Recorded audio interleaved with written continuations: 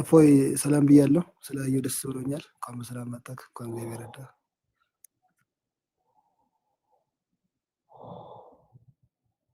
የተኛ ሰው አስገብተህብኝ ምንድነው ሰላም የምትለኝ? በህልሙ እኮ እየሾፈኝ ነው አሁን፣ ወይንም እያሳደደኝ ይሆናል ወስላ ከሆነ የምር እያንኮራፋ ነው ድምፁ። ማሜ ራሱ መገለጽ ሲመጣለት የዚህን አላንኮራፋ። እመኑኝ፣ እንወራረድ። ግመሏን ያስንቃል። ይሄማ እንዳይመጥሽ ኋላ እንዳይመጥሽ ሲል ስሩ ያሉ ቆሻሾች እንዳለ ተሰብስበው ነው የሚገቡት። ቀለል ያለች አልጋ ልብስ ከለበሰ ታየኝ ተጠቅልላ ቤት ሞሎ ያለ አይደለ እንትኑ። ኧረ ተው አትማገን። ላስወጣው ወንድማችን የሌሊት ጉዞ እኔ እንደዚህ ብሰማ እንቅልፍ አይወስደኝም። እንቅልፍ አይወስደኝም። ሰው ስሬ ካንኮራ ልደባደብ ነው የምነሳው። እያንኳረፈ እኮ ነው። ስማ፣ ለዛ እኮ ነው ሙድ እያዙበት ስለ ግመል ምናምን የሚወሩበት። አቡኪ ገብተሃል፣ ተበላ። ከጓደኛው ጋር ወሬ ጀምሯል ደግሞ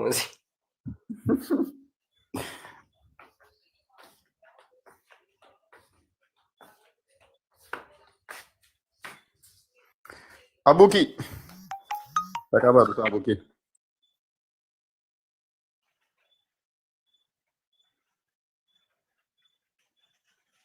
አቡኪ ለጓደኛው የወጉን እየነገረው ነው። የማሜ ገመናን እንዳወራን አልገባውም። ስለ ግመል የሚያወሩበት እያንኮራፋ ስለሆነ ነው ብሎ ሳቀ። ማሜ መገለጽ ሲመጣለት ልክ እንደ ግመል ነው የሚያንኮራፋው የሚለውን አዲስ አላወቀው። ማሜ እንዴት ነህ? አላህ ሰላም ነህ? እግዚአብሔር ይመስገን። እፎይ አለህ? እፎይ አለው። እየሰማችሁ ነው። ማሜ ስራ ነው። ወክ ላይ ነኝ እኔ። ማሜ ይሰማል? ይሰማል። መልካም። ኢሳ እንደ እስልምና እንዳንተ ሙስሊም ነህ? መጀመሪያ እኮ ሙስሊም ነኝ። ለመጠየቅም ለማስተማርም የሆነ ክብር የሚባል ነገር አለ። ኢትዮጵያዊ አይደለም እንዳንተ። ትምህርትን እኮ ሃይማኖትን እኮ የምታስተምረው ከሆነ የሰውን ሃይማኖት አክብሬ እንጂ የሰውን ሃይማኖት እንደፈለክ እየታገላመጥክ እየተሳደብክ አይደለም። አሁን ይሄ ምን ይመስላል ለአንተ? እኔ በነገራችን ላይ ልሳደብ አይደለም የገባሁት። ቤተክርስቲያን በቤቴ አሁን እንደዚህ እያልክ ነው የምታስተምረው? ምን አልኩኝ? ልጠይቅህ፣ እሺ መልስልኝ። መሐመድ እያልክ አላህ እያልክ እንደዚህ ስትሳደብ ነው የምታስተምረው? አሁን እንደዚህ እያልክ ማንን ትመልሳለህ? የምትመልስ ይመስላል። በዚህ ወይ ምን ብዬ ተሳደብኩ? መሐመድ እንደዚህ ነው የምንኮራፋው። መሐመድ ሲንኮራፋ አሁን ምን መረጃ አለ? ሰምተሃል? እሺ መረጃ ብሰጥህሳ መሐመድ መገለጽ ሲመጣለት እንደ ግመል እንደሚያንኮራፋ መረጃ ብሰጥህ? እስቲ አሳየኝ። መሐመድ መገለጽ ሲመጣ እንደዚህ ነው የሚያንኮራፋው በለበትን ቦታ በቁርአንም በመጽሐፍ ቅዱስም እስቲ አሳይ። በእጅ ካልጻፍክ በስተቀር በመጽሐፍ ቅዱስ እስቲ አሳይ።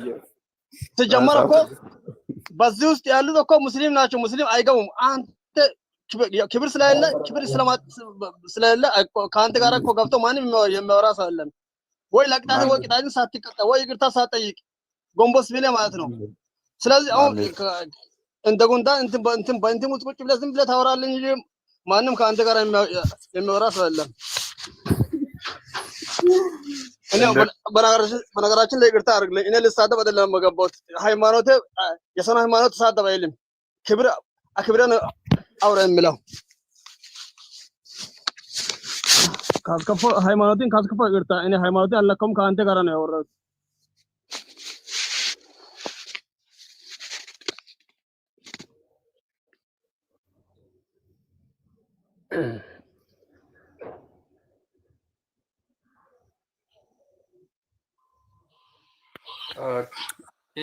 ኬዳ ነህ ወይስ? ኦኬ ተመለስ። ከጨረስክ ማሜ እሺ መልካም ወደ ጥያቄያችን እንለፍ። ወደ ጥያቄያችን ሳይሆን መረጃ አመጣለሁ ብሏል። እፎይ ነው ማን መረጃ አመጣለሁ ያለ? መሐመድ ነብያችን ሰለላሁ ዐለይሂ ወሰለም የተከበሩት የዓለም ብርሃን ይንኮራፋሉ፣ መንፈስ ሲመጣ ይንኮራፋሉ ያለበትን ቦታ መረጃ ያምጣውን እየጠበቁለት ነው። ክፈትለት። እሺ ክፈትለት ይላል። ምንም መታወጣ ምንም የሌላ ውሸት አውዝ ቢላሂ ይከፈትላል፣ ችግር የለውም። እሺ ሙት አርግቼ ልጠብቅ። እስቲ ክፈት። ካመጣው ለምንድን ነው የምታደርገው ግን? ችግር የለም አሳየኝ። ችግር የለም አሳየኝ። ካመጣው ምን ታደርጋለህ? ካመጣኝ ኦርቶዶክስ ነው አለ ዛሬ። መልካም ልብ በሉ። መሐመድ መገለጽ ሲመጣለት እንደ ግመል እንደሚያንኮራፋ ካመጣውኝ ኦርቶዶክስ ይሆናል። ይሄ ወንድማችን እስቲ አሳየኝ። ድገመው ከዛ በፊት ያለኝ ቆይ ኬዶ ከሱ ጋር እንጨርስ። መሐመድ መገለጽ ሲመጣለት እንደ ግመል እንደሚያንኮራፋ ካመጣውኝ ምን ትሆናለህ? ኦርቶዶክስ ይሆናል አልኩ። አስረግጬ ነው የምነግርህ። የሌላ ውሸትን የምትቀባጥረው ሁሌ ለመሆኑ ትልቅ ሰው ነህ። ውሸትን የምትናገረው ስድብ ነው። ከስድብ ውጪ ምንም የምታውቅ ነገር የለም። አንተ እፎይ ነው እያልኩ አለ። ኦርቶዶክስን ሃይማኖት አይደለም በነገራችን ላይ። ወይ አንዴ ተረጋጋ። ቡሃሪ 1789 አንዴ ክፈትልን፣ ወይንም ከከፈትከው አሳየንሽ።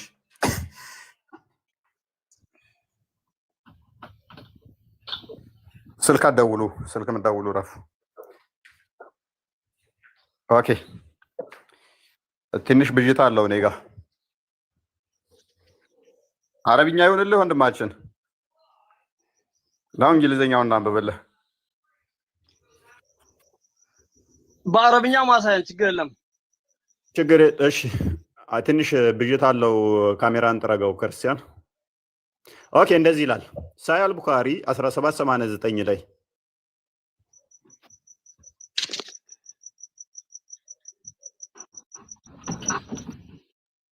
እንደዚህ ይላል። እሺ a man come to the prophet while he was at ምን አልክ? እሺ ክርስቲያን ሂድ አንብበው።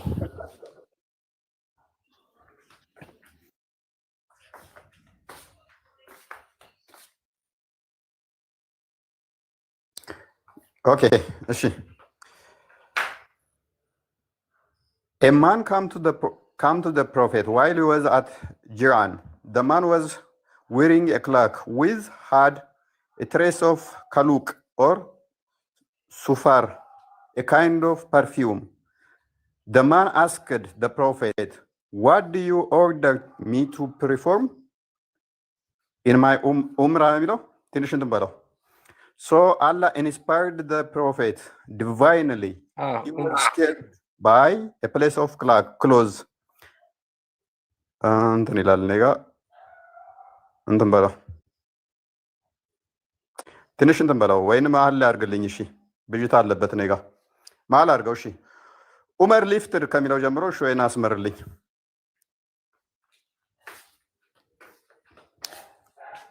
አላህ ኢንስፓይሪንግ ሚ ከሚለው ጀምረ አስመርልኝ እና ትንሽ ጎላ አድርገው።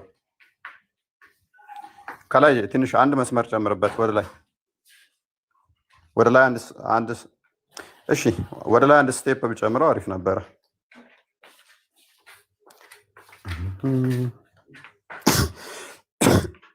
እሺ እንደዚህ ይላል። ኡመር said to me, "Come, will you be pleased by looking at the prophet while Allah is inspiring him?" ኡመር ምን ይላል? ና አላህ ሙሐመድን ኢንስፓየር ሲያደርገው ወይንም መገለጽ ሲመጣለት ማየት ትወዳለህን ብሎ ይጠይቀዋል። I replied in the affirmative. በፖዚቲቭ ሁኔታ ይመልስለታል። ከዛስ መለስኩለት አለ። ኡመር lifted one corner of the clothes. ኡመር ከዛ ምን ያደርጋል? አንደኛውን ጠርዝ የልብሱን ገለጸ። and looked at the prophet who was snoring. ምን እያደረገ ያለውን ልብሱን ሲገልጠው ልክ እያንኮራፋ ያለውን ሰውዬ ያሳየዋል። ማን? ነብዩ ማለት ነው። The same narrator told that he said, The snoring was like that of the camel. I mean a camel. ሚያንኮራፋውም እንደምን ነበር ይላል? Like that of what? Camel. ተንትን ጀምራ አድርግልኝ አሁን አሳንሳትና the snoring was like that of a camel ምትለዋን ብቻ አስመርልኝ።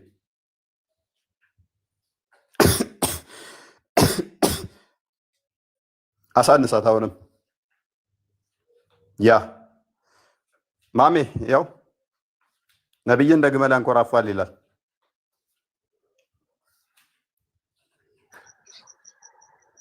በደንብ አይታይም።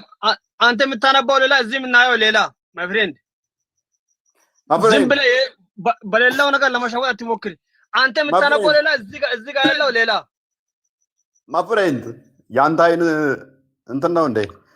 ሪቨርስ አድርጎ ነው እንደሚያየው ኢንቨርት ያደርጋል።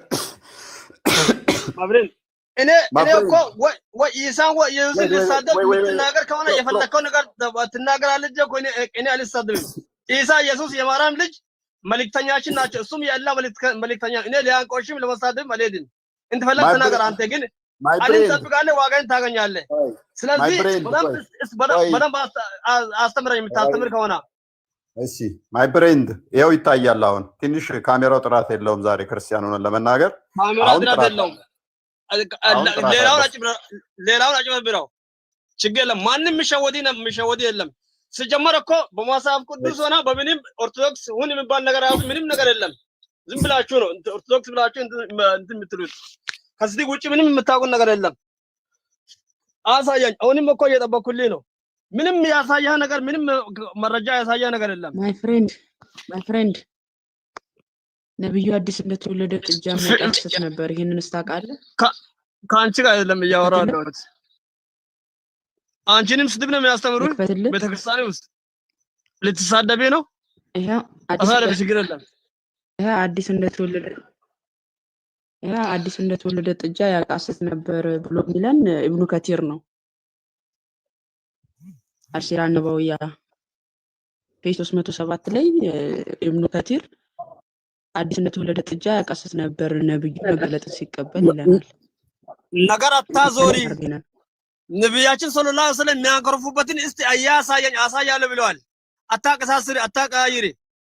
ይሄው ከዚህ ቁጥር ነው ማሜ አትጩ ደንጎር ስኖር የሚለውን አሳየው አንዴ መልስለት።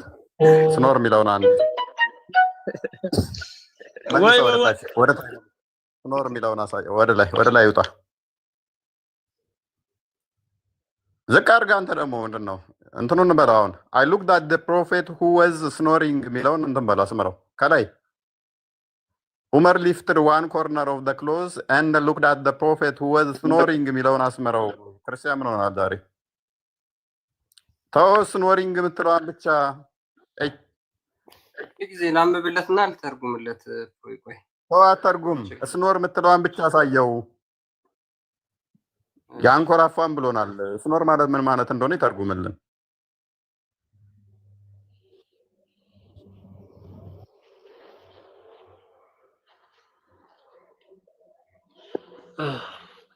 እቺን ተርጉምልን አንብበና። አንኮራፋም ብሎናል ነብዩ። ምንድነው የሚለው?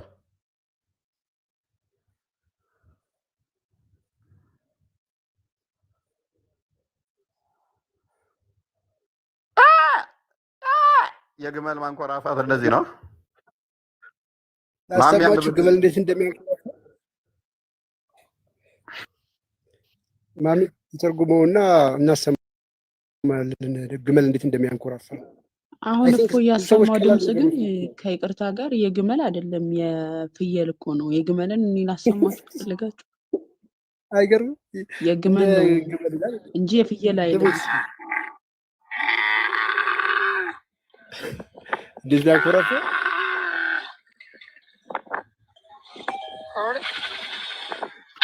እና ነብዩ እንደዚህ ነበረ ላይ መገለጽ ሲወድለት ልክ እንደዚህ ነበረ።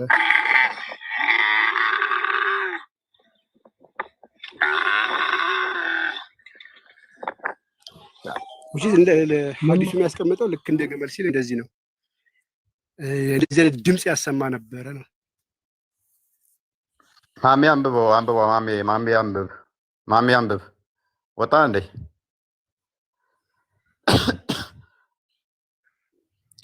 አንድ ጥያቄ አለኝ እዚህ ጋር።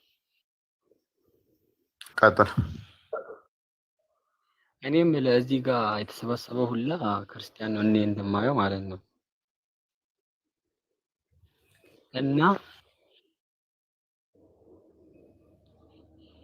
እና ምንድን ነው ጥያቄ ወይስ ለመጠየቅ ነው ወይስ ለመጠየቅ ነው? እዚህ ጋር የገባችሁት ግራ የገባኝ ነገር ማለት ነው። ለሁለቱም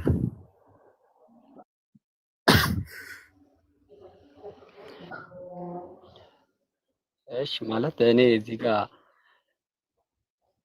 ልጁን አሁን የጠየቃችሁ ነገር እኮ ማለት ከሱ ጋር የሚገናኝ ምናምን አይደለም።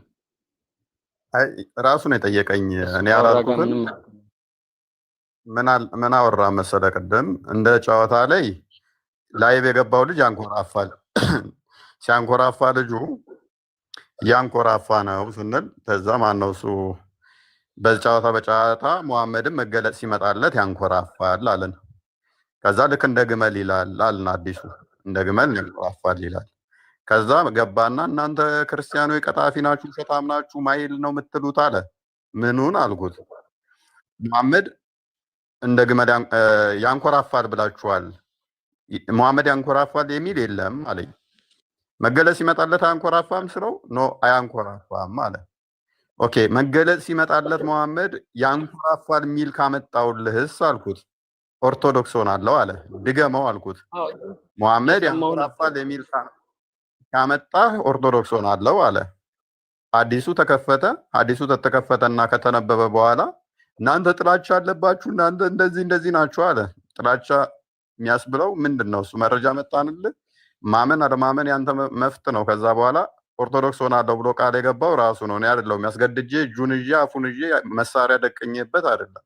መረጃ ሲመጣበት እልህ ውስጥ መጋባት አስፈላጊ አይደለም።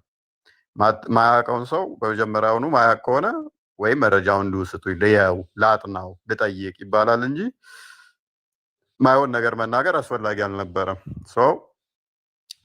እና እንደዛ ነው። በመጀመሪያ እድል ሰጠ ነው። በክርስቶስ አምላክነት ላይ እንደዚህ ጥያቄ ካለ ጠይቅ። አይ ካልክ ደግሞ መልሳለሁ ካልክ ደግሞ ኢሳ እንደ እስልምናው ምን አሳክቷል፣ ምንስ ሰርቷል፣ እሱን አስረዳን ብለን አልነው። አይ ነው የምፈልገው የእኛውን ነው አለ። መፍቱ ነው። ጠየቀን፣ መረጃ መጣን። እንደዛ ነው። እሺ እኔ የምጠይቅህ ደግሞ ከመጽሐፍ ቅዱስ ልጠይቅህ አንድ ያልገባኝ ነገር ማለት ነው።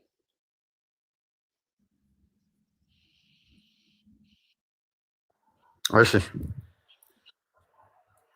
ዮሐንስ ወንጌል 17:3ን ግለጽልኝ ማለት አብራራልኝ። እሱን ዮሐንስ ወንጌል 17:3 አንተ ብቻ አምላክ። እሺ ክፈተው አንዴ። ዮሐንስ ወንጌል ምዕራፍ 3 17:3 ታምንበታለህ? ክፍሉን እኔን ነው? አይ አንብብልኝ ማለት ያብራራልኝ። ኦኬ ማለት ለምንድን ነው የጠየቀኝ ይህን ክፍል? ግራ ስለገባኝ ልበል። ማለት ግራ የገባህ ለምንድን ነው እሱ? ፈርስት አብራራልኝና ልንገርህ እኮ ጥያቄን ንገረኛ። ለምንድን ነው ምንድን ነው ይሄ ጥያቄ? ምን ሆነ? አሁን እንደዚህ ይላል ክፍሉ እውነተኛ አምላክ ብቻ የሆነ አንተን የላከውንም ኢየሱስ ክርስቶስን ያውቁ ዘንድ ይቺ ዘላለም ሕይወት ናት ይላል። ምንድን ነው እዚህ ላይ ጥያቄ? አይገባ ምንድን ነው ማለት ነው? አለ ምንድን ነው የምንረብሸው? ቃል ሚውታር አሁን እኔ በጠየቀህ ለአንተ ዘላለም ሕይወት ምን ማለት ነው ብለህ ምንድን ነው የምትለኝ? የዘላለም ሕይወት ምንድን ነው ብትለኝ ኢየሱስ ክርስቶስ ነው ብዬ እልሃለሁ። ኢየሱስ ክርስቶስ እኮ ምን እኮ በሱ ማመን እሱ ምን መሆኑን ነው። እቺ የዘላለም ሕይወት ነች አለ እኮ። ያቺ የዘላለም ሕይወቱ ደግሞ ማለት ነው በክርስቶስ ማመን ነው። የሚያምንብኝ የዘላለም ሕይወት ይሆናል እንጂ ዘላለም አይሞትም ይላል ዮሐንስ ወንጌል ምዕራፍ 11 ቁጥር 25 ላይ። በእርሱ የሚያምን የዘላለም ሕይወት እንዲኖረው እንጂ እንዳይጠፋ እግዚአብሔር አንድያ ልጁን እስኪሰጥ ድረስ ዓለሙን እንዲወዷል ይላል ዮሐንስ ወንጌል ምዕራፍ 3 ቁጥር 16 ላይ። ስለዚህ በእርሱ ማመን፣ እርሱን ማመን፣ እሱን መከተል፣ ክርስቶስን እንትን ማለት የዘላለም ሕይወት ነው። እርሱን መብላት፣ እሱን መጠጣት የዘላለም ሕይወት እንደሚያሰጥ ዮሐንስ ወንጌል ምዕራፍ 6 ላይ ስለሚናገረው ማለት ነው። ስለዚህ በእርሱ ማመን የዘላለም ሕይወት። ጥያቄ ምንድን ነው እዚህ ላይ እያልኩህ ነው።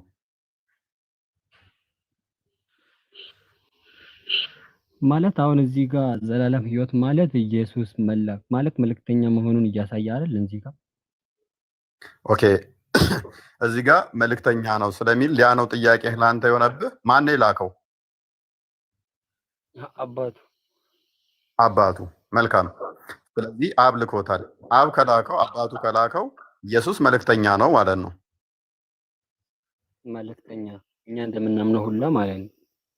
መልካም። እናንተ እንደምታምኑት አይደለም። ምክንያቱም ሱራ 6:101 ላይ አላህ አባት መሆን አይችልም ሚስት ስለሌለው ማለት ነው። ሱራ 19:89 እስከ 91 ላይ ለአራማን ልጅን ወለደ ያዛሉ። ይሄ ከባድ ንግግር ነው። ከዚህ ንግግራቸው ባይቆጠቡ ሰማይ ልትቀደድ፣ ተራሮች ሊናዱ፣ ምድር ልትሰነጠቅ ይቀረባል። ከዚህ ንግግራቸው ባይቆጠቡ ለአራማን ልጅን ያዘ ወለደ በማለታቸው ብሎ ይናገራል።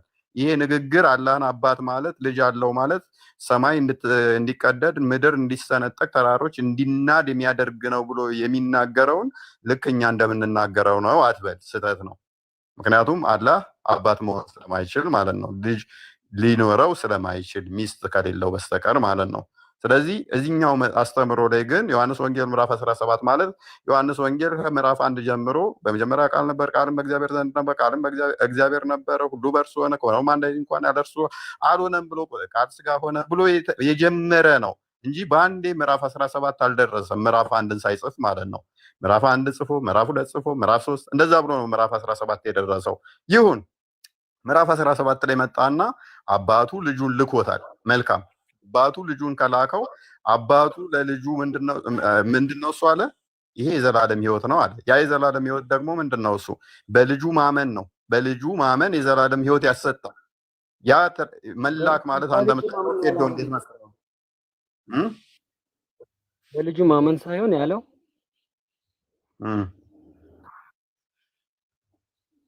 ምንድን ነው ያለው? እውነተኛ አምላክ ብቻ የሆነ አንተን የላከውንም ልብ በል የላከውንም ኢየሱስን ክርስቶስን ኢየሱስ ክርስቶስን ያውቁ ዘንድ ልብ በል አባትነት እንጂ። ኦኬ፣ ኢየሱስ አባት ነው ልጁ ነው? ማንን ያውቁ ዘንድ ነው የሚለው? ኢየሱስን ነው። የዘላለም ሕይወት የሚያሰጠው ማንን ማወቁ ነው? ኢየሱስ መልእክተኛ መሆኑን ነው። ምንድን ነው የሚለው? ክፍሉን አንብብ። የላከውንም ኢየሱስ ክርስቶስን ያውቁ ዘንድ ይቺ የዘላለም ሕይወት ናት ይላል አይደለ? የላከውንም ይላል እዛ ካየካ እኮ ምን አልኩ? ያላከውም አልወጣኝም እኮ። የላከውንም ኢየሱስ ክርስቶስን ያውቁ ዘንድ ይቺ የዘላለም ሕይወት ናት ይላል አይደለ? ይላል። አያየው። መልካም። ስለዚህ ኢየሱስ ክርስቶስን ማወቅ የዘላለም ሕይወትን ያሰጣል አይደለ?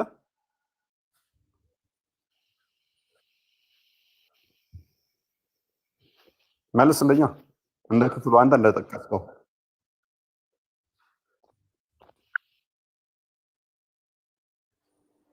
መልስልኝ እንጂ ከዶ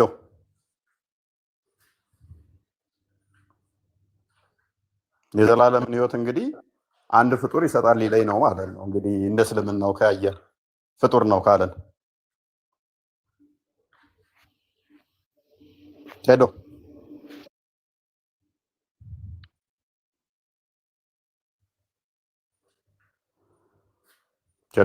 ኬዳ ኤኒዌይስ ዝም ካልክ፣ ስለዚህ ምንድነው እሱ እውነተኛ አምላክ ብቻ የሆነ አንተን የላከውንም ኢየሱስ ክርስቶስን ያውቁ ዘንድ ይቺ የዘላለም ሕይወት ናት። እቷ ማንን? አብ ዘላለም አምላክ እንደሆነ እውነተኛ አምላክ እንደሆነ ከሐሰተኞች አምላክ የተለየ ያ እውነተኛ አምላክ የተባለ አብ ከቃሉ የተለየ ማለት አይደለም። እውነተኛ አምላክ ብቻ የሆንክ አንተን የላከውንም ኢየሱስ ክርስቶስን ያውቁ ዘንድ ይቺ የዘላለም ሕይወት ናት። ምክንያቱም አብ አስቀድሞ ዮሐንስ ወንጌል ምዕራፍ 3 ቁጥር 16 አንዴ ክፈተው።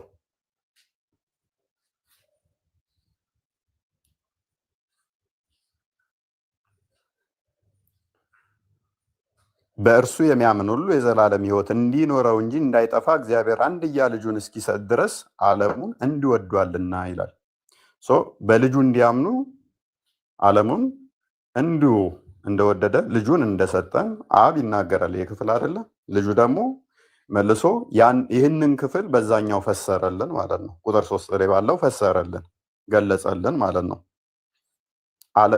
ዓለም በልጁ እንዲድን ነው እንጂ በዓለም እንዲፈርድ እግዚአብሔር ወደ ዓለም አላከውምና ልጁም ማወቅ ልጁም ማመን ዘላለማዊ ሕይወት ያሰጣል ማለት ነው። ዘላለማዊ ሕይወት ያሰጣል። ራሱም ደግሞ እንዲህ ብሎናል 11:25 ዮሐንስ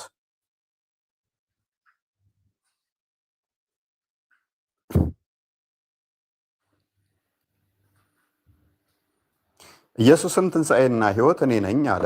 የሚያምንብኝ ቢሞት እንኳ ሕያው ይሆናል። ምን ይሆናል? የሚያምንብኝ ቢሞት እንኳን ሕያው ይሆናል።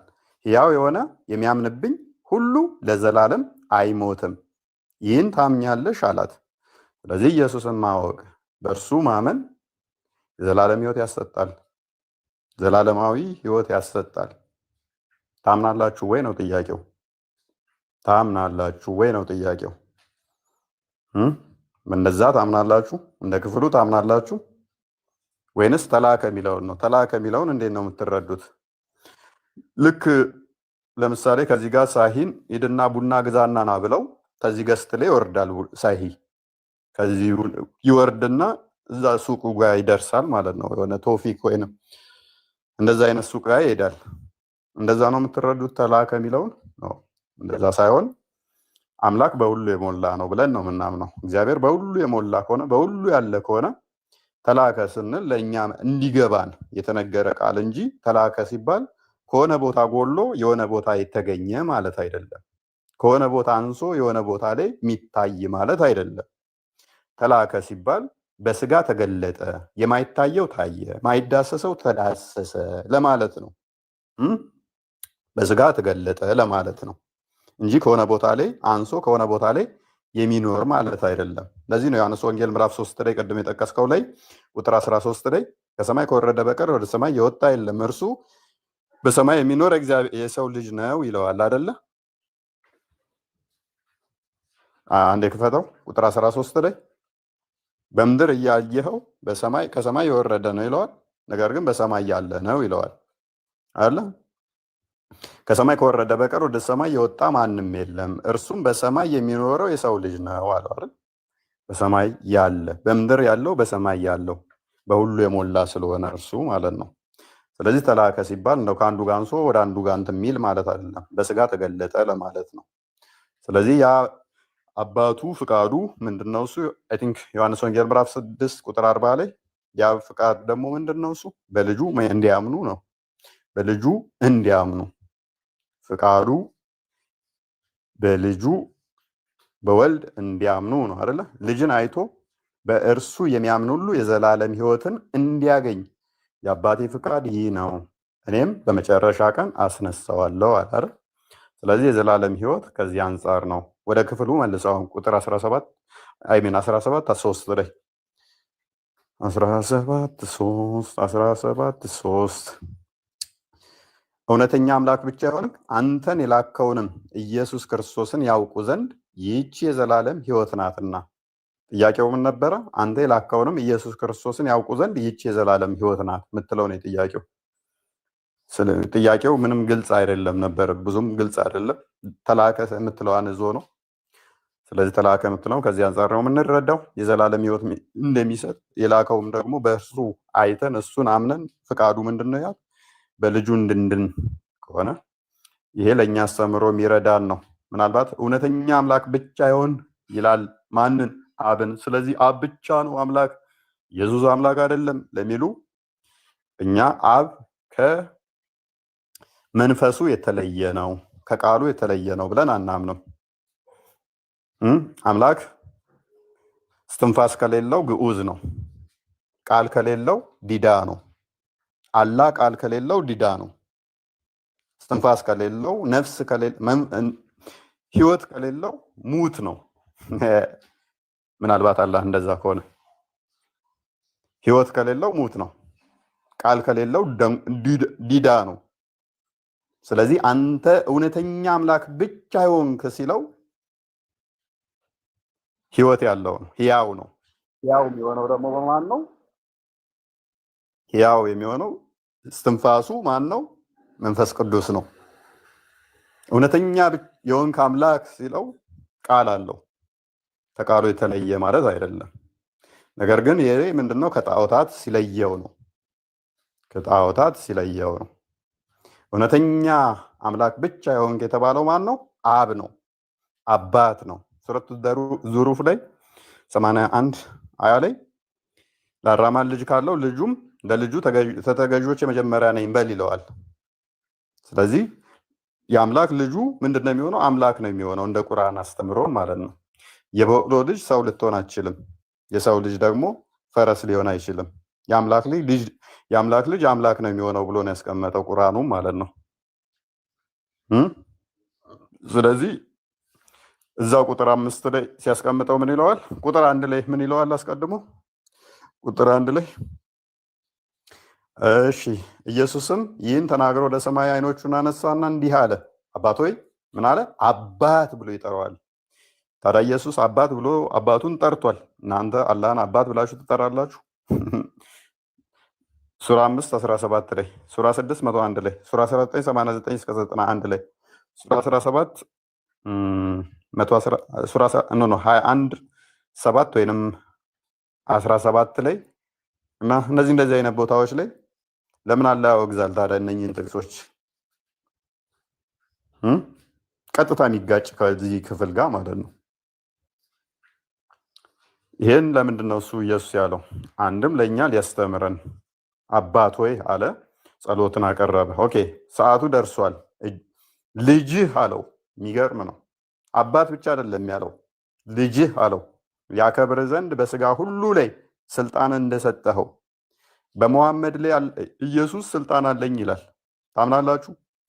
ይህን ክፍል ስጠቅሱት ቁጥር 2 ላይ ልጅህ ያከብርህ ዘንድ በስጋ ሁሉ ላይ ስልጣን እንደሰጠኸው መሐመድን ቀጥቅጦ ጠፍጥፎ ገሃነምና ገነት ሰዎችን የማስገባት ስልጣን አለው። መሐመድን ወደ ገሃነም ጠልዞ መክተት ስልጣን አለው። ያው በስጋ ሁሉ ላይ ስልጣን እንደሰጠኸው ከሰጠኸውም ሁሉ የዘላለም ሕይወት ይሰጣቸው ዘንድ ልጅህን አክብረው። የዘላለም ሕይወት መስጠት ይችላል የጠቀስከው ክፍል በስጋው የተሰጠው በመለኮት ከአብ ጋር አንድ ስለሆነ ማለት ነው። በመለኮት አንድ ስለሆነ ሜቢ ኔትወርክ ቀይ ያበራ ነው ሰማላ። ስለዚህ ይህንን ክፍል ስጠቅስ አንድ ቁጥር እንኳን ዝቅና ከፍ ስትል እስልምናን ድባቅ ይመታባል። ቁጥር 5 ላይ አድርገው።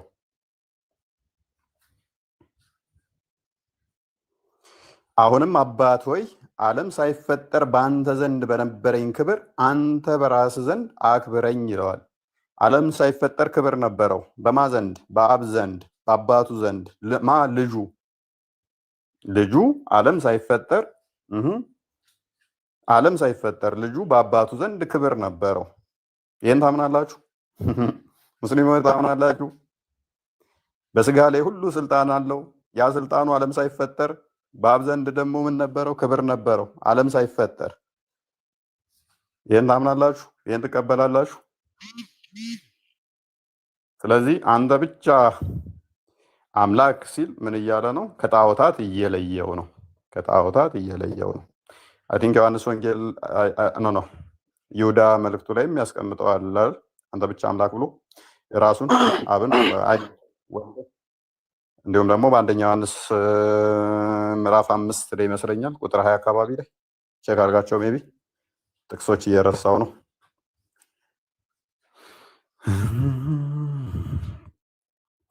የእግዚአብሔር ልጅ እንደመጣ አለ። ልብ በሉ ማን እንደመጣ? የእግዚአብሔር ልጅ እንደመጣ አባት ብሎ የመሰከረውን ራሱ ዮሐንስ ምን ብሎ ይነግረናል? ስለ ኢየሱስ ራሱ ነው የጻፈው። ይህንንም የእግዚአብሔር ልጅ እንደመጣ እውነተኛ የሆነውን ከሐሰተኛው ሊለየው ነው ብያችሁ ነበር። እውነተኛም የሆነው እናውቅ ዘንድ ልቦና እንደሰጠን እናውቃለን። እውነተኛም በሆነው በእርሱ አለን፣ እርሱም ልጁ ኢየሱስ ክርስቶስ ነው። እርሱ እውነተኛ ምንድን ነው? አምላክና የዘላለም ሕይወት ነው። ልጁ ምንድን ነው? እርሱ እውነተኛ አምላክ ነው። እና ሜቢ አበዛው ይመሰለኝ እንዳላሰለቻችሁ።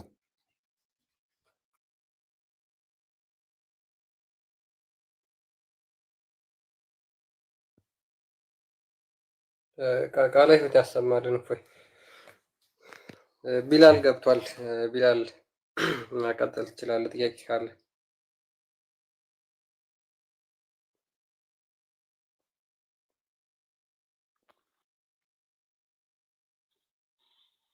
ወይ የመጀመሪያ ቦታ ነበረ አሳልፋችኋል። ልጁ ሲወጣ ነበረ እስከባልኩት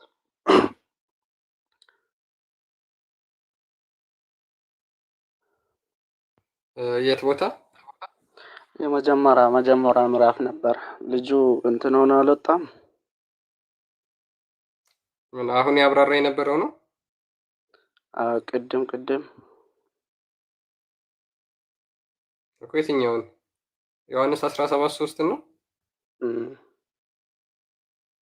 እኮ። አሁን እኮ አብራራ አልሰማኸውም?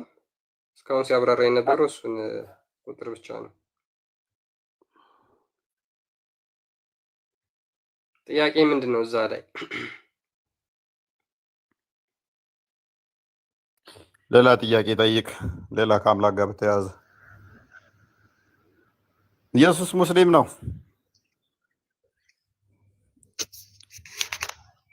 እንደዚህ አይጻፍም። አጻጻፋችሁ አልተማርክም? ስንተኛ ክፍል ነው ያቋረጥከው? ስንተኛ ክፍል ነው ያቆምከው? እፎይ እንዴት ነህ? ሰላም ነው አለው። እኔ የሚታደገች ሶስት ጥያቄ ነበር የምጠይቀው። ቆይ ከመጠየቅ በፊት ትመልሳለህ። አሁን አንተ ኢሳ የምትሉት አካል ሙስሊም ለመሆኑ ሶስት መረጃ አልጠይቅህም፣ አንድ መረጃ እስቲ ስጠኝ። ኢሳ የሚባል አካል ሙስሊም ለመሆኑ ማስረጃ፣ ልብ በል ከራሱ አንደበት ሙስሊም እንደሆነ የተናገረበትን አንድ ማስረጃ ስጠኝ። እስራኤሎች አምላካችሁ አምላኬ አንድ አምላክ ነው።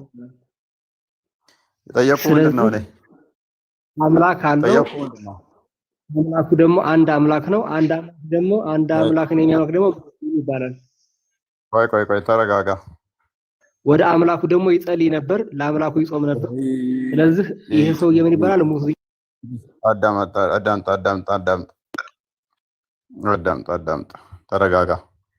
ኢሳ የሚባል አካል በታሪክ ለመኖሩ እና ሙስሊም ለመሆኑ አንድ ማስረጃ ስጠኝ ነው ያልኩህ። ኢሳ የሚባል አካልስ ሙስሊም ነው፣ አንድ አምላክ ያመልክ ነበር። ስለዚህ ሙስሊም ነው።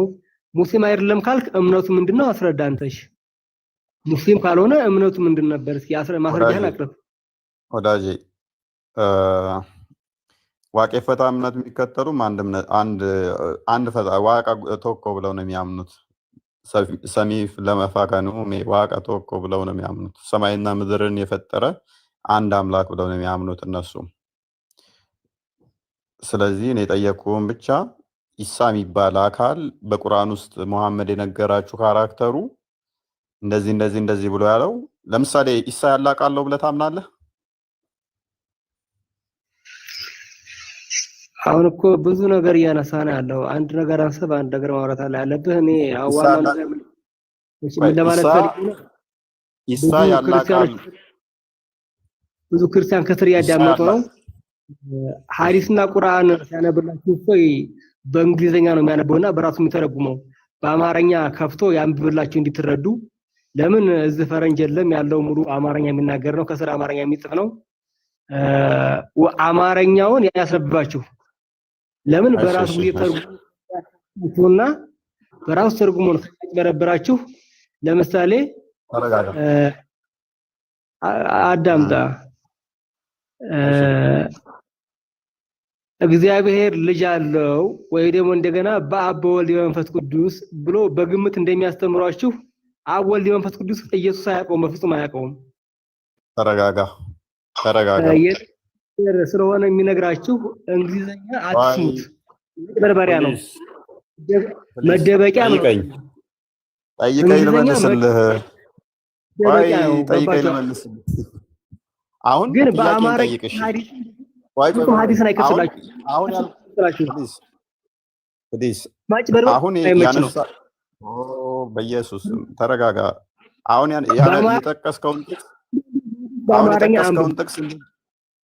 የጠቀስከውን ጥቅስ ራሱ ዜሮ ልከትብህ እኮ ነው። ቆይ አዳምጥ። እንዴት ዜሮ እንደምከትብህ ታውቃለህ? ጥያቄ ጠይቀኝ ብዬ በምትጠይቀኝ እመታብሃለሁ። ጥያቄ ጠይቀኝ። አሁን ኢየሱስ ምንድን ነው እሱ ነበር ያልከኝ? ይጸልያል ነው ምንድን ነበር ያልከኝ? ቀጥል ጥያቄ። ወደ አምላኩ ይጸልያል። ወደ አምላክ የሚጸልይ ደግሞ ሙስሊም ነው። በቃ ሌላ ምንም ነገር የለም። እኔ ዋናው ነገር ምንድነው አሁን የገባሁበት ማስረጃ እንግሊዘኛ አያጭበርበራችሁ፣ በእንግሊዘኛ አይደበቅም። ፕሊስ ተረጋጋ። ማስረጃ እንደዚህ ቦታ ላይ እንደዚህ ብሎ ጸልያል የሚል ማስረጃ ስጠኝ።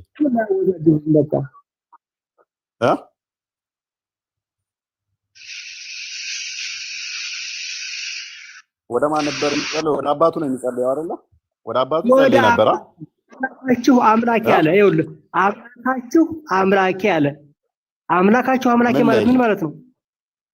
መጽሐፍ ቅዱስ ላይ ግባ አንብብ። አምላካችሁ አምላኬ ጥቅሱን ንገረኝ። ለምን አምላካችሁ አምላኬ ነገር አምላክ ነው ማለት ራሱ ስድብ ነው። ገባህ? አንድ አምላክ ያለውን አካል አምላክ ነው ማለት ጥቅሱን ተናገር።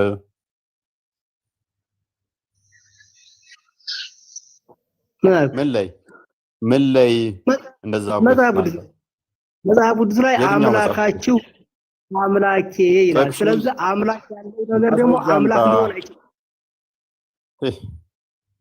የመሐመድ መንፈስ ከባድ ነው። የመሐመድ መንፈስ ሲጠናወታችሁ እንደዚህ ነው። አስቀድሞ ምን አለመሰላችሁ? ወደ አባቱ ጸሎት ያደርጋል እያለ ነበረ ቀደም። ከዛ ወደ አባቱ ነው ጸሎት የሚያደርገው አለና መልሶ ደግሞ ምን አለ? ኢየሱስ ክርስቶስ አብ ወልድ መንፈስ ቅዱስ የሚለውን ነገር አያውቀውም አለ። ኢማጂን አብ ወልድ መንፈስ ቅዱስ የሚል ነገር አያውቅም ማለችን ልመታበት ስላሰብኩ ነው። አብ ማለት ምን ማለት እንደሆነ አልገባውም። አስቀድሞ አባቱ ብሎ እንደገና ደግሞ አብ ወልድ መንፈስ ቅዱስን አያውቅም አለ። ወልድ ማለት ምን ማለት እንደሆነ አያውቅም ይሄ ልጅ። ወልድ ማለት ምን ማለት ራሱ እንደሆነ አያውቅም ማለት ነው። ወልድ አብ ማለት አባቱ ማለት እንደሆነ አያውቅም። አስቀድሞ የጠቀሰውን ጥቅስ መልሶ ራሱን በዜሮ አጣፋው ማለት ነው። እና ተረጋጋና ሙስሊም የሆነበትን ኢሳ የሚባል አካል ሐዋርያቶች እንዳሉት ስለሚናገር ሱራ 61 ላይ ቁጥር 14 ላይ እነኛ ሐዋርያቶቹ እስልምናን እንዴት እንደሰበኩ የት እንደሰበኩ ብነግረኝ ደስ ይለኛል። ከዛ ጥያቄ እቀበላለሁ። እኔ እምነቱ ምንድነው? አንተ መጀመሪያ አስረዳ። ኢየሱስ እምነቱ ምን ነበር? ኦኬ መልካም። እሺ ማይክ ያዝ። ኢየሱስ ክርስቶስ የሚታመን አምላክ እንጂ የሆነ የሚያምን አምላክ አይደለም። ሜቢ አላህ የሆነ አምላክ ወደ አምላኩ ይጸልይ ነበር።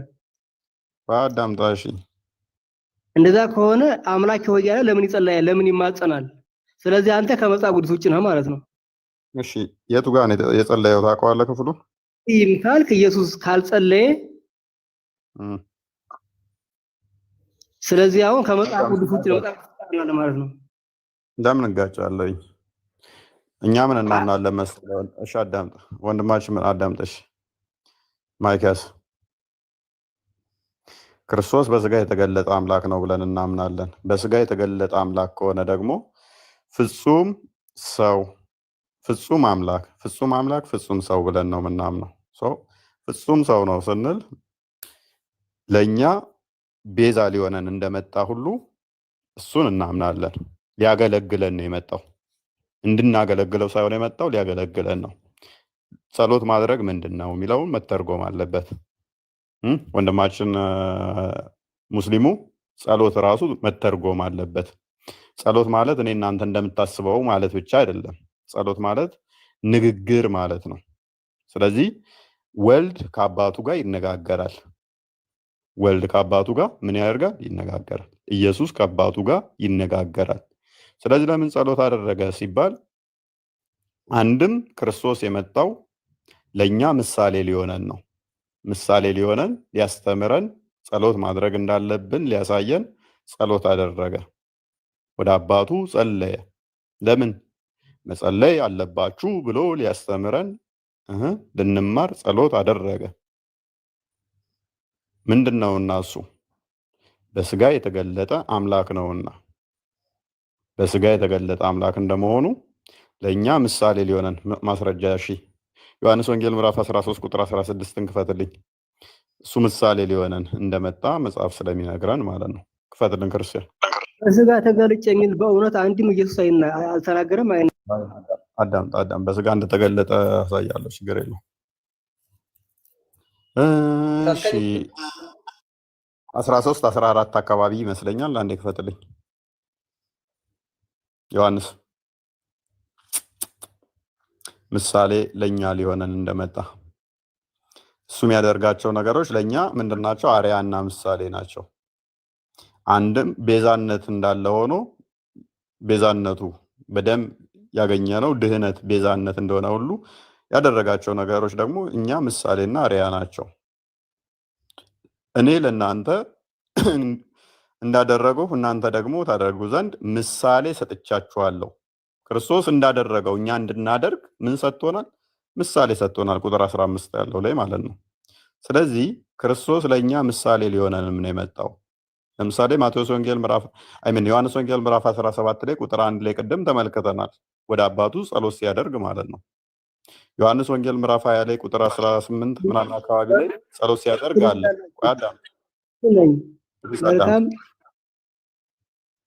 አዳም ሰውዬ ፕሊስ አዳምጥ። መልካም ትሉኛላችሁ አትሉኝም አይደለም። አሁን ተረጋግታ አዳምጥ። ስለዚህ ክርስቶስ የመጣው አንድም ምሳሌ ሊሆነን ነው። ምሳሌ ሊሆነን ከሆነ ደግሞ ይሄንን አስተምሮናል። ጸሎት ደግሞ ምንድነው? እሱ አብ ከወልድ ጋር የሚነጋገር አምላክ ብሎታል። አዎ አምላክ ብሎታል። አንዴ ክፈትልኝ ክፍሉን።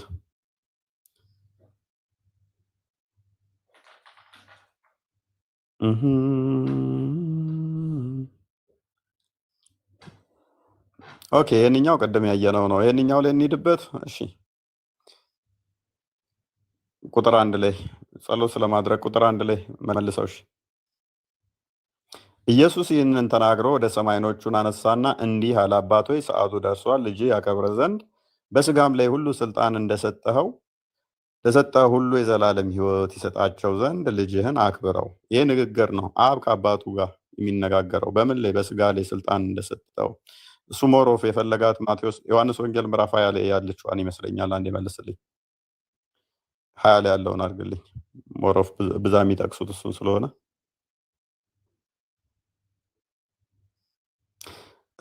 ይህንን ጥቅስ ስትጠቅሱ እስልምናን በዜሮ ታባዙታላችሁ።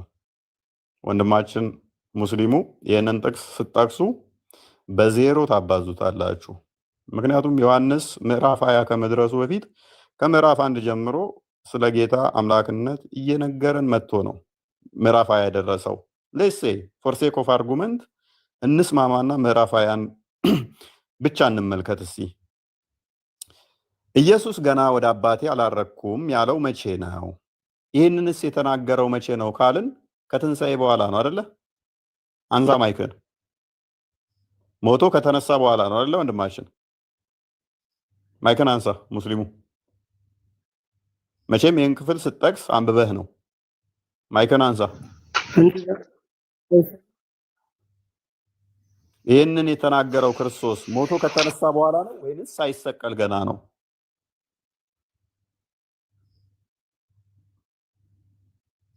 ማይክን አንሳ። ከተሰቀለ በኋላ ነው ሳይሰቀል ነው? ይህንን የተናገረው ክርስቶስ ከመሰቀሉ በፊት ነው ከተሰቀለ በኋላ? ስለምን መሰቀል ነው የምታወራው? ይሄን ክፍል የተናገረው መቼ ነው? ይሄን ስታመጣም ነው አይደለ? መጽሐፍ ቅዱስን ጎበዝ። ይሄ የሚለው ምንድነው? ኢየሱስም ገና ወደ አባቴ አላረገውምና አትንኪኝ። አልጠየኩም። አንብበይልኝ ብዬ አልጠየኩም። ሚውታት ይሄን የተናገረው መቼ ነው የተናገረው? ስለማድረግ ነው የሚያወራው። ስለማድረግ ነው የሚያወራው። መልካም። ከትንሣኤ በፊት ነው የተናገረው። ወደ አባቴ አላረገውም። አሁንም ተረጋጋ። ይጠቅመኛል ብለህ ወንድሞቼ ወደ አምላካችሁ ኧረ አትጩህ። ስለዚህ ይህንን የተናገረው ክርስቶስ ከትንሣኤ በኋላ ነው ወይንስ ከተሰቀለ ተሰቅሎ ከሞቶ ከተነሳ በኋላ ነው ወይንስ ገና ሳይሰቀል ነው ይህን የተናገረው? ይህንን ክፍል መቼ ነው የተናገረው? ይህንን ጥቅሱ ነው እንጂ ማንበብ ያለብን። ስለዚህ መሰቀል አለመሰቀሉ በሰዓቱ ስራ ላይ የሆነ የጻፈውን ነገር ነው የምናነበው። እናንተ አሁን መለስ አድርገው የምናነበው። እሺ ከቁጥር 1 አድርገው። ቆይ ችግር የለውም። ከቁጥር 1 እናድርገው። አምላክ አለው ኢየሱስ አምላክ ያለው ነገር ክርስቲያኖች ተረጋጋ። ዳኑ። ከቁጥር 1 እናድርገዋ። አትጭበርበሩ። አዳምጥ። ጥቁር ስቶንን ለማምለክ ለምን ትቸኩላለህ? ወጣ። ስለዚህ አላቅም አለ። ካላወቅ አንዲት ጥቅስ እንዴት ሰው አንዲት ጥቅስ አንድ ቁጥር መሀል ዘሎ እንደ ጦጣ ፊት ይላል። የሆነች እንትንን ያነባል። ቢያንስ ይህን ምዕራፍ እንኳን አላነበብከውም። ከሳምንቱ በፊተኛው ቀን መግደላዊት ማርያም ገና ምናምን እያለ ይቀጥላል። ክርስቶስ ከትንሣኤ በኋላ ነው። ይሄ ሞቶ ከተነሳ በሶስተኛው ቀን ከመቃብር ድል አድርጎ ከተነሳ በኋላ ነው። ምዕራፉ ላይ ውሰድልኝ። አሁን እነሱ የሚጠቅሱት ላይ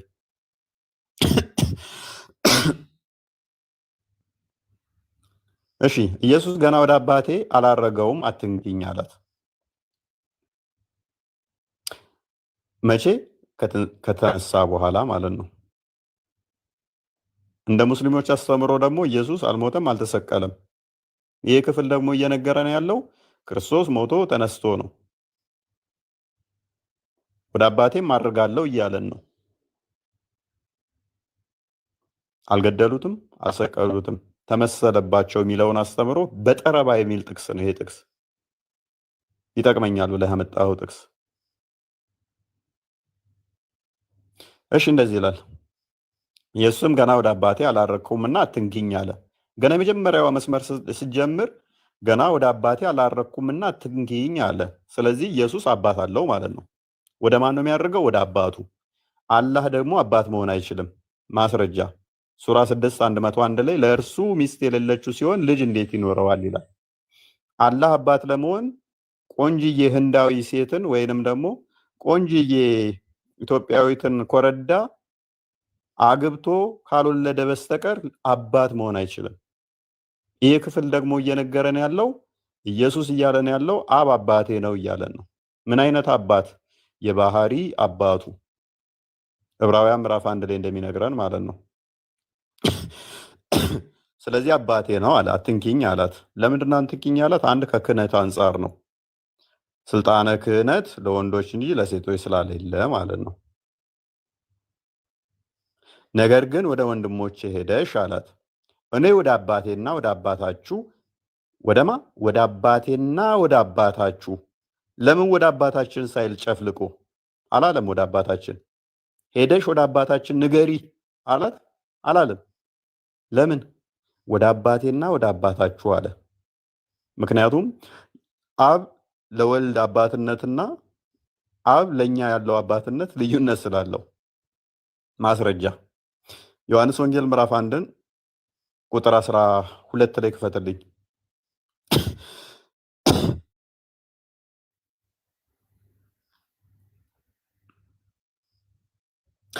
እሺ የእርሱ ወደ ሆነው መጣ፣ የገዛ ወገኖቹ አልተቀበሉትም። ለተቀበሉት ሁሉ ግን በስሙ ለሚያምኑ ለነርሱ ልብ በሉ፣ ለተቀበሉት ለነርሱ የእግዚአብሔር ልጆች የሆኑ ዘንድ ስልጣን ሰጣቸው። ለሚቀበሉት ወደ እርሱ ነው ለመጡት ምን ተሰጠ? ስልጣን ተሰጣቸው። ምን ይሆኑ ዘንድ? የእግዚአብሔር ልጆች ይባሉ ዘንድ። እነርሱ ከእግዚአብሔር ተወለዱ እንጂ ከደም ወይንም ከስጋ ፍቃድ ወይንም ከወንድ ፍቃድ አልተወለዱም። ይሄ ስጦታ ነው አይደለ? ምክንያቱም ስትቀበል ይሰጣሃል። ምን? አባትነት። እግዚአብሔር አባታቸው ይባላል። በምን? በጸጋ ሲቀበሉት። የወልድ ግን እንደዛ አይደለም። ማስረጃ ዕብራውያን ምዕራፍ 1 ቁጥር አይ ቲንክ 1 ላይ የወልድ አባትነት ለወልድስ ምንድነው? እሱ ከጥንት ጀምሮ አለ። ከጥንት ጀምሮ እግዚአብሔር በብዙ አይነትና በብዙ ጎዳና ለአባቶቻችን በነቢያት ተናግሮ አለ። እግዚአብሔር አስቀድሞ ለነቢያት በብዙ አይነት ጎዳና ሲናገር ከቆየ በኋላ ሁሉም ወራሽ ባደረገው ደግሞም ዓለማትን በፈጠረበት በልጁ በዚህ ዘመን መጨረሻ ለኛ ተናገረ። ምን? ዓለማት በተፈጠሩበት በልጁ በዚህ ዓለም በዚህ ዘመን መጨረሻ ለኛ ተናገረ። እርሱ አለ ልጁ ማለት ነው። እርሱም የክብሩ መንጸባረቅና የባህሪ ምሳሌ ሆኖ ሁሉን በስልጣኑ ቃል እየደገፈ ኃጢአታችን በራሱ ካነጻ በኋላ በሰማያት በግርማው ቀኝ ተቀመጠ ይላል። ስለዚህ የወልድ ልጅነት ለአብ ምንድነው? እሱ የባህሪው ምሳሌ ነው። የኛስ የጸጋ ነው። ስለዚህ ወደ አባቴና ወደ አባታችሁ ሲል በዚህ ለየው። የእናንተ አባትነት ወልድ ለእናንተ አባትነት በምን አይነት ነው? የጸጋ ነው። ለኔስ የባህሪ ነው ብሎ ለየልን ማለት ነው። ወደ ክፍሉ ተመለሳውን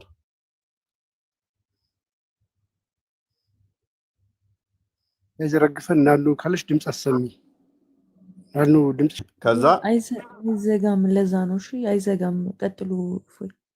ሶሪ ኦኬ እሺ። የመጀመሪያውን ላይን እንደዚህ ከዘጋን፣ ሁለተኛውንም ላይን እንደዚህ ከዘጋን፣ ሶስተኛው ላይን ምንድን ነበር የሚለው? ወደ አምላኬና ወደ አምላካችሁ አድርጋለሁ ብለሽ ንገሪያቸው አላት ይላል። ስለዚህ ወደ አምላኬና ወደ አምላካችሁ የምትለው ነች። አሁንም ወደ አምላካችን በሚለው በአንድ ማዕቀፍ ውስጥ አልከተተውማ፣ ለይቶታል። ይሄ ምንን ነው የሚያሳየው? እንደኛ አስተምሮ ምን እናለ? ቅድመ ተዋህዶ ክርስቶስ የተዋህደው ስጋ ፈጥሮ ነው የተዋህደው አይደለ? ያንን ስጋ ለማመልከት ነው። ቅድመ ተዋህዶ ያለውን ስጋ ለማመልከት ወደ አምላክ ያለው ማለት ነው። ቅድመ ተዋህዶ የነበረውን ስጋ ለማጠየቅ ነው። ስለዚህ ይህን ይመስላል ማለት ነው።